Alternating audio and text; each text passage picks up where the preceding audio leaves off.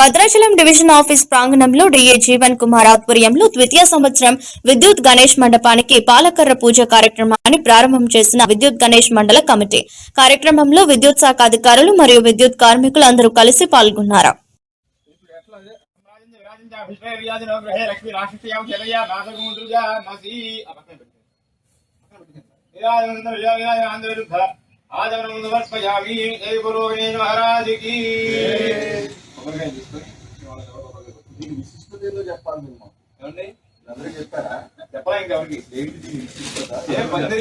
పందిరి రాటు అంటారు మన తెలుగులో అనాలి అంటే పందిరి రాటు అంటారు. పందిరి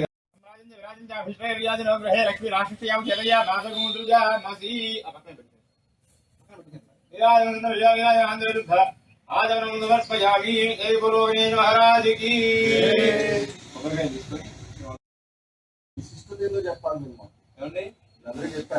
చెప్పాలా ఇంకెవరికి పందిరి రాటు అంటారు మన తెలుగులో అనాలి అంటే.